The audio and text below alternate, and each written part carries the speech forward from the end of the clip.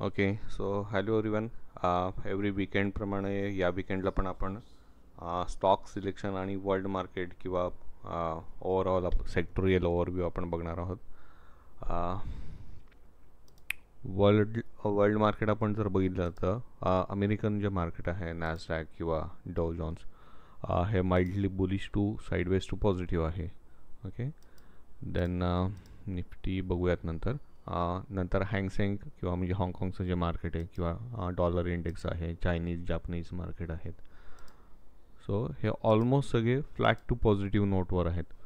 Okay, Japanese market आणि च्या comparatively जर आपण आता न्यूज बेस पण काही लोकांच्या मनात प्रश्न आहे की निफ्टी कुठे जाईल किंवा काय होईल किंवा आपल्या मार्केट कोसळेल का, किंवा आता दिवाळी आहे सो मुहूर्त ट्रेडिंगसाठी कुठले स्टॉक्स आपण सिलेक्ट करू शकतो, इन्व्हेस्टमेंटसाठी काय क्रायटेरियाज बघू शकतो. सो त्याच्यासाठी आपण एक थोडंसं ओव्हरव्ह्यू घेणार आहोत. सो बेसिकली पहिले निफ्टी बघूयात. सो निफ्टीमध्ये एक आपण जर बघितलं तर काही सेशन्सपासून एक खूप मोठा सेलिंग प्रेशर होता. ओके, आणि इथे आता 2 सेशन्सपासून ते सस्टेन होते साधारण. सो बऱ्याच जणांना प्रश्न आहे की आता इथनं मार्केट वर जाईल की परत खाली येऊ शकेल, काय होऊ शकतं, काय चान्सेस आहेत. सो आपण एक छोटंसं त्याचं ॲनालिसिस करणार आहोत. आता याच्यामध्ये एक पॉझिटिव्ह गोष्ट तर अशी आहे की जर निफ्टी आपण बघितला, जरी तो डाऊन ट्रेंडिंग आणि एक छोटा पुल बॅक आला असेल तरी इथे रेजिस्टन्स आहे इमिजिएट त्याला. ही जी लेवल आहे साधारण 24,900 ते 25,000च्या आसपास हा जो एक झोन आहे तिथे एक स्मॉल त्याला रेजिस्टन्स आहे. जर तो सक्सेसफुली ब्रेकआउट केला आता मंडेला, आपल्या कमिंग मंडेला ब्रेकआउट केला, रिटेस्ट केला आणि वर गेला तर तो सस्टेनेबल राहू शकतो बऱ्यापैकी. ओके, दुसरी अशी गोष्ट आहे तर याच्यामध्येच ओपन झाला तो, म्हणजे कालचं जे सेशन आहे फ्रायडेचं त्याच्यामध्येच ओपन झाला. तर आयदर तो खाली जाऊन परत वर येईल किंवा हा वरचा रेजिस्टन्स फेस करून तो परत साईडवेज होऊ शकेल किंवा खाली जाऊ शकेल. सो हा एक चान्सेस आहे. RSI आपण बघितलं तर तो अराउंड 50च्या आसपास, त्याला पण एक रेजिस्टन्स आहे. मिडल लाईन जी सेंटर लाईन आहे त्या दरम्यान कॅन्डल पॅटर्न तरी स्ट्रॉंग आहे. लास्ट फ्यू जे दोन सेशन होते त्यांचं कॅन्डल पॅटर्न पॉझिटिव्ह आहे.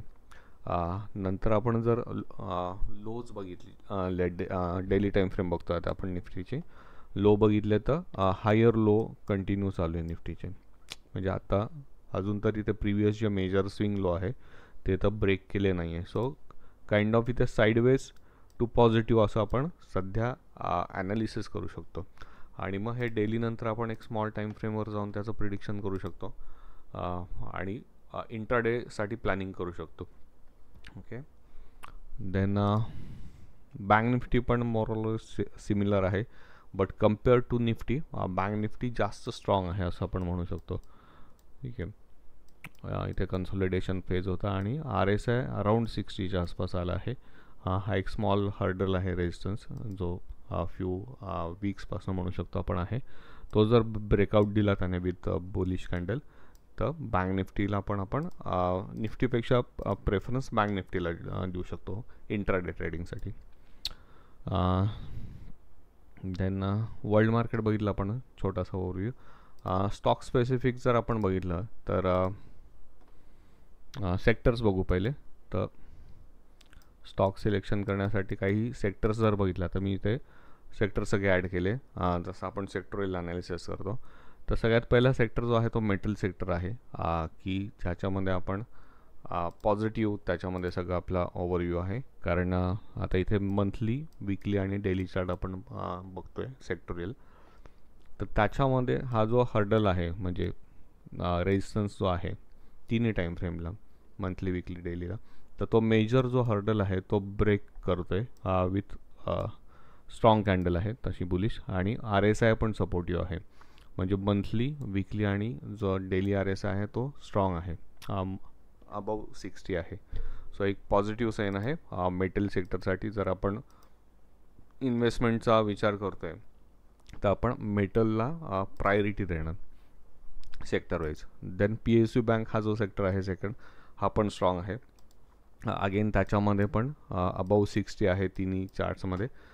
कॅन्डल पॅटर्न किंवा जे स्ट्रक्चर आहे ते पण एक पॉझिटिव्ह आहे. एक स्मॉल त्याला पण हर्डल आहे इथे, रेजिस्टन्स आहे, बट स्टील तो ब्रेक करू शकेल असं साधारण एक वाटतं. एक्सपेक्टेशन मंथलीला एक थोडा वर आहे अजून, एक 400-500 पॉईंट वर आहे अजून. पण बाकी स्ट्रक्चर सगळं सपोर्टिव्ह असल्यामुळे जरी पुलबॅक आला तरी तो पुलबॅक घेऊन एक वर अपमूव्ह देऊ शकेल असं वाटतंय. सो सध्या तरी मेटल आणि PSU बँक हे जे 2 सेक्टर आहे हे आपण गृहीत धरू शकू. आता दिवाळी जवळ येते, असं 1 वीक नंतर दिवाळी आहे, एक 10-12 दिवसानंतर. तर आपण जे आता काही स्टॉक्स काढले आहोत, की काही कप पॅटर्न आहेत, काही आपण RSIच्या बेसवर सिलेक्शन केले, जे आपण स्कॅनर्स बनवले आहे, आणि त्या बेसवर आपण काही स्टॉक सिलेक्शन केले, जे आपण स्कॅनरमध्ये भरपूर स्टॉक मिळतात, 20, 25, 50 स्टॉक मिळू शकतात. मग आपण नेक्स्ट वीकला ते दिवाळीच्या दिवशी नाही, पण त्याच्या एक 2-3 दिवस आधी आपण त्याचा परत ओव्हरव्ह्यू घेऊ नेक्स्ट वीकमध्ये, आणि त्याच्या आधी आपण ते शॉर्ट लिस्ट करणार आहोत की आपण कुठले स्टॉक्स इन्व्हेस्टमेंट म्हणून कन्सिडर करू शकतो किंवा कशामध्ये प्रोबॅबिलिटी जास्त आहे. सो आत्ता तरी मेजरली हे 2 सेक्टर आपल्या लिस्टमध्ये हाय, म्हणजे रिकमेंडेशनमध्ये हाय साईडला असतील, की ज्याच्यामध्ये आपण बाईंग ऑपॉर्च्युनिटी बघू शकतो. सो स्टॉक्सची लिस्ट जर बघितली तर आता कप पॅटर्न्स बघूयात पहिले. सायबरटेक सिस्टीम आहे, कप पॅटर्न चांगला ब्रेकआउट दिला आहे, बॉडीच्या वर क्लोजिंग आहे, इथे स्मॉल रेजिस्टन्स आहे, बट स्टील एकंदरीत स्ट्रक्चर जर याचं बघितलं तर हा एक स्ट्रॉंगेस्ट स्टॉक वाटतो. 1 इयरचाच साधारण कप आहे सध्या तरी तो, बट पॅटर्न खूप स्ट्रॉंग आहे. सो हा एक आपण शॉर्ट लिस्ट केला आहे. देन संदूर मँगनीज म्हणून आहे यांचा. सो हा पण एक कप अजून ब्रेकआउट नाही झाला, बट त्याच्या जवळ येतो. सो आपण ते शॉर्ट लिस्टसाठी त्या लिस्टमध्ये टाकून ठेवले आहे. कमिंग वीकमध्ये जर त्याने ब्रेकआउट दिला तर मग हा आपण कन्सिडर करू शकू. याच्यात ऑलरेडी ब्रेकआउट दिला आहे, कॅन्डल सस्टेन नाही झाली, बट हा एक शॉर्ट लिस्टमध्ये असेल. आपल्या 4% वर जर आपल्याला तो क्लोजिंग देतो आहे चांगल्या कॅन्डलने लोअर टाईम फ्रेमला, तर आपण त्याला कन्सिडर करूयात. ओके, देन हा एक चांगला पॅटर्न आहे. हा 2017चा कप आहे आणि आता 2025ला ब्रेकआउट देण्याच्या तयारीत आहे. अजून स्टील त्याने ब्रेकआउट नाही दिला. खूप लॉंग, म्हणजे खूप वर्ष त्याने घेतले आहेत. तर याला आपण ठेवू शकू एक आपल्या लिस्टमध्ये. TVS इलेक्ट्रॉनिक्स आहे. आपण हा लास्ट टू लास्ट वीक पण एकदा बघितला होता स्कॅनरमध्ये, रिकमेंड पण केला होता आपण बाईंगसाठी तेव्हा, आणि आता 550वरनं तो साधारण 680पर्यंत जाऊन आला आहे. बट स्टील आपण याच्यामध्ये होल्डिंग ठेवू शकतो. रिएंट्री तुम्ही कन्सिडर करू शकता त्याच्यामध्ये. देन हिंदाल्को आहे, अगेन मेटल सेक्टरचा आहे स्टॉक. सो याच्यामध्ये एक स्मॉल कप आहे 1 इयरचाच, त्याला कन्सिडर करू शकतो. महास्टील आहे, हा पण एक मोठा कप आहे, साधारण 2016पासून आता 2025मध्ये, म्हणजे 9-10 वर्षाचा कप हा ब्रेकआउट देतो आहे. जर दिवाळीपर्यंत त्याने, म्हणजे पहिला जर रेजिस्टन्स बघितला तर ऑलरेडी त्याने ब्रेकआउट दिला आहे 414-15च्या आसपासचा. मेजर जो लाईफ टाईम त्याचा हाय होता आफ्टर IPO किंवा तो लिस्ट झाल्यानंतर काही मंथ्समधला, वीक्समधला, तर तो 504-505च्या आसपास आहे. आणि अगेन हा मी का रिकमेंड करतो, कारण हा अगेन मेटल सेक्टरमधला आहे, की महामाया स्टील इंडस्ट्रीज जो आहे मेटल सेक्टरला आहे. मेटल सेक्टर पण आपल्याला एक छोटा हर्डल आहे रेजिस्टन्स, तो ब्रेकआउट केला तर आपण याला एक व्हॅल्यू पिक म्हणून आपण याला शॉर्ट लिस्ट करू शकतो. Okay, then Jindal steel, again metal सेक्टरचा स्टॉक आहे. ह्याच्यामध्ये कप ऑलरेडी मागे त्याने ब्रेकआउट दिला होता, त्याला परत त्याने जो रेजिस्टन्स होता तो सपोर्ट कन्सिडर करून एक छोटा कप फॉर्म केला आहे, काही एक 1 इयरचाच आपण त्याला म्हणू शकतो. याच्या ब्रेकआउट नंतर आपण याच्यामध्ये एंट्री करू शकतो 1100च्या आसपास साधारण. Then HDFC AMC actually 40 support घेतो आहे. ओके, तिन्ही चार्ट जर आपण बघितले, ओके, वीकली, मंथली आणि डेली, तर HDFC AMC एक सपोर्ट घेतो आहे मेजर एरियाला. अगेन RSIने पण सपोर्ट दाखवला इथे. सो हा जर ब्रेकआउट करतो इथे, तर याच्यानंतर आपण तो एक बाय कन्सिडर करू शकू.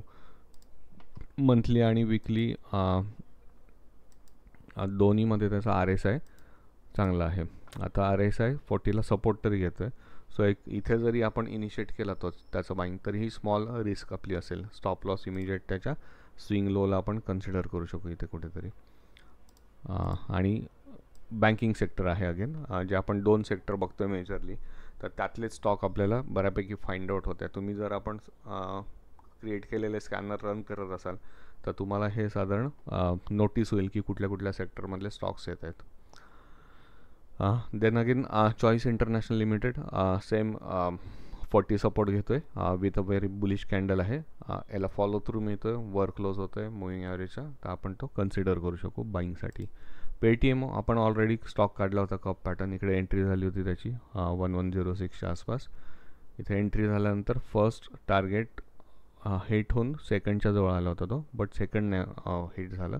अगेन एंट्रीच्या जवळ आलं आहे, सो आपण तो ॲज अ इन्व्हेस्टमेंट स्टॉक म्हणूनच कन्सिडर करणार आहोत. थर्ड टार्गेट त्याचाच 1440च्या आसपास आहे. इंडियन बँक हा एक खूप चांगला स्टॉक आहे. अगेन हा मंथली, विकली आणि डेली जो स्टॉक आहे बँकिंग सेक्टरमधला सध्याचा सगळ्यात स्ट्रॉंगेस्ट स्टॉक आपण त्याला आपण म्हणू शकतो, इंडियन बँक आहे. सो तिन्ही याच्यात RSI अबव 60 आहे आणि एक चांगली मुवमेंट आहे, म्हणजे तो आता एकदम लाईफ टाईम हायच्या लेवलला आहे. एक स्मॉल पुल बॅक किंवा लोअर टाईम फ्रेमला आपण त्याची एंट्री प्लॅनिंग करू शकतो. सो हा एक रडारवर ठेवता येईल तुम्हाला. प्रत्येक पुल बॅकला तुम्ही कन्सिडर करू शकतात एंट्री.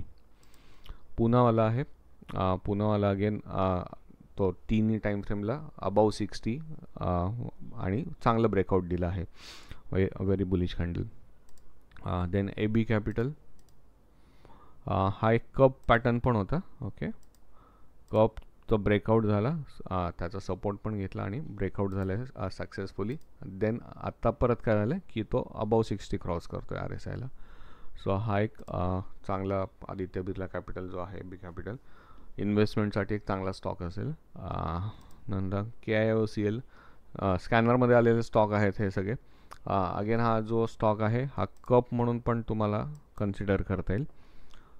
ओके, आणि जर डेलीला तुम्ही बघता आहात तर डेलीला 60 ब्रेकआउट म्हणून पण तो कन्सिडर करता येईल. कप अजून फॉर्म व्हायचा आहे तो, बट स्टील ही कॅन्डल खूप बुलिश आहे डेलीच्या मानाने. याचा वॉल्यूम पण तुम्ही बघितला किंवा वॉल्यूमचे टूल्स जे आपण शिकलो आहोत त्याने पण बाकीच्या गोष्टी कम्पेअर केल्या तर तुम्हाला याचं बाकी डिटेल्स तुम्ही काढू शकाल. ओके, अगेन हा पण डेली 60 ब्रेकआउट आहे. मनोरमा 60 ब्रेकआउट आहे. जेव्हा हे रेजिस्टन्स वर असतात तेव्हा आपण एंट्री थोडंसं लोअर टाईम फ्रेमला जाऊन ती प्लॅनिंग करू शकतो आणि रेजिस्टन्सच्या आसपास आपण काही क्वांटिटी ऑफलोड करू शकतो. Okay, then MGL again 60 breakout stock आहे, चांगले पॅटर्न आहेत काही. श्याम मेटॅलिक्स अँड एनर्जी किंवा एनर्जी सेक्टरचा स्टॉक आहे. Health care pharma related stock आहे.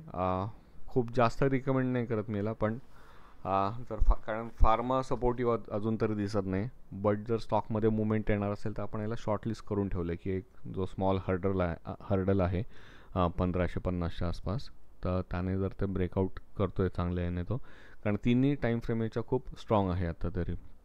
नंतर ABDL अलाइड ब्लेंडर हा जो स्टॉक आहे हा पण अगेन ब्रेकआउट देतो, फ्रेश ब्रेकआउट आहे त्याचा. एक सपोर्ट घेऊन त्याने ब्रेकआउट देतो आहे. Tata steel again steel sector म्हणजे मेटल सेक्टरचा स्टॉक आहे, डेलीला ब्रेकआउट देतो आहे. सो हे जे स्टॉक आहेत मेटल सेक्टर किंवा बँकिंग किंवा फायनान्स रिलेटेड काही सेक्टर जे आपण सेक्टोरियल ॲनालिसिसमध्ये आपण बघितलं, तर त्याला आपण मॅक्सिमम प्रायोरिटी देणार आहेत. आणि हे सगळे स्टॉक या लिस्टमध्ये ॲड केले, आपल्याला सगळ्यामध्ये इन्व्हेस्ट नाही करायचे. हे जेवढे काही स्टॉक असतील आपण त्याच्यामधनं म्हणजे पुढच्या विकेंडला की त्याच्यामध्ये आपण क्लासमध्ये आपल्याला डिस्कस करणार आहोत की कुठल्या स्टॉकमध्ये आपण इन्व्हेस्ट करू शकतो. मोजके 2, 4, 5, 6 स्टॉक असतील मॅक्सिमम. सो ते आपण शॉर्टलिस्ट करून त्याच्यामध्ये आपण दिवाळीच्या मुहूर्त ट्रेडिंगसाठी आपण इन्व्हेस्टमेंट करू शकतो त्याच्यामध्ये, आणि शॉर्ट टर्म किंवा पुढच्या दिवाळीपर्यंत कॅरी करू शकतो. या दृष्टीने आपण ते स्टॉक काढूयात. आणि आय होप की तुमच्याकडे पण तुमच्या स्कॅनरवर हे सेम स्टॉक आले असतील बऱ्यापैकी. आणि फर्दर आपण मग त्याचं लाईव्ह क्लास जे आपलं असतो त्याच्यामध्ये मग डिस्कशन करू. अजून त्याच्यामध्ये काय काय कुठले स्टॉक त्यातनं काढून टाकता येतील की जे लो प्रोबॅबिलिटी वाटते, आणि कुठले शॉर्ट लिस्ट ठेवता येतील अजून. कारण अजून नेक्स्ट वीक यायचं आहे, म्हणजे कमिंग वीकेंड. त्याच्यानंतर मग आपण दिवाळीसाठी इन्व्हेस्टमेंट करणार आहोत त्याच्यामध्ये. सो त्याच्यासाठी हे थोडंसं प्री प्लॅनिंग आहे की आपण दिवाळीच्या नुसतं त्या दिवशी किंवा एक दिवस आधी असं नाही करणार आहेत की स्टॉक्स काढले आणि त्या दिवशी घेऊन टाकलं. हे थोडंसं टॉप डाऊन जो अप्रोच आहे तो आपण करणार आहोत. आणि या स्टॉकवर आपण थोडंसं लक्ष ठेवणार आहोत. आता सेक्टर तर आपल्याला मिळाले आहे, आणि कमिंग वीकमध्ये पण जर कुठले त्या सेक्टरमधले किंवा एखादा अजून सेक्टर बूम झाला, ज्याचे चान्सेस कमी आहे, मध्ये ऑटो वगैरे किंवा रिअल इस्टेट असे सेक्टर पण होते, बट आता ते स्टील एवढे स्ट्रॉंग नाही आहे. तर ह्या 2 सेक्टरमधनं पण जर काही चांगले स्टॉक आपल्याला मिळत आहेत कमिंग वीकमध्ये किंवा पुढच्या वीकेंडपर्यंत, तर आपण ते पण कन्सिडर करू शकू. आणि हे जे शॉर्टलिस्ट केलेले स्टॉक आहेत, आता याच्यामध्ये काही कप पॅटर्न किंवा काही ज्या गोष्टी आहेत ज्याच्यामध्ये स्टील अजून एंट्री यायची आहे, तर त्याच्यामध्ये आली किंवा काही चांगल्या मुवमेंट्स आपल्याला जाणवायला लागल्या, तर मग आपण ते शॉर्टलिस्ट करू आणि ते इन्व्हेस्टमेंटसाठी आपण तेवढेच आपल्या ही जी वॉच लिस्ट बनवली त्याच्यात ठेवू. बाकीचे आपण मग डिलीट करून टाकणार आहोत. हे सगळे आपण फक्त स्क्रीनिंग पर्पजने ठेवले आहे स्टॉक की ज्याच्यामध्ये प्रोबॅबिलिटी हाय असू शकते. सो अजून मग टॉप डाऊन अप्रोचमध्ये आपण त्याला अजून थोडंसं डीप ॲनालिसिस करणार आहोत नेक्स्ट वीकेंडला. आणि म्हणजे मी करण्यापेक्षा तुम्हीच कराल सगळे स्टुडंट आपले, आणि मग आपण सगळे मिळून मुहूर्त ट्रेडिंगचं प्लॅनिंग करूया त्याच्यासाठी. सो टेम्पलेट पण आपण बनवली आहे, तुम्हाला पाहिजे तर तुम्ही एका क्लिकवर पण ते स्टॉक सगळे बघू शकतात किंवा सेक्टर्स पण ॲनालाइज करू शकतात. आता तरी सध्या PSU बँक आणि मेटल हे 2 सेक्टर्स स्ट्रॉंग दाखवत आहेत. बाकी कशामध्ये मुवमेंट अजून तशी येत नाही आहे. ऑटो सेक्टर डेलीला थोडा डाऊन आहे, आणि रियालिटी टर्ममध्ये काही नाही आहे.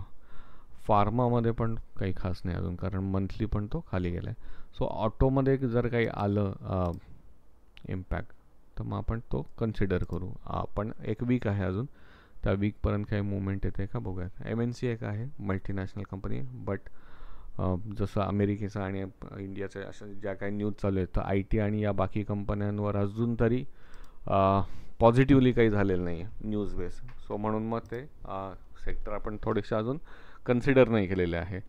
तर मेन जो आपला सेक्टर आहे फायनान्स म्हणजे PSU बँक आणि मेटल. सो बँकिंग सेक्टर जो स्ट्रॉंग आहे त्याच्याहून, जसं मी मागे पण म्हटलं होतं की आपल्या कंट्रीची किंवा कुठल्याही कंट्रीची हेल्थ कळते की जर फायनान्स स्ट्रॉंग असेल तर ती कंट्री चांगली प्रोग्रेस करू शकते.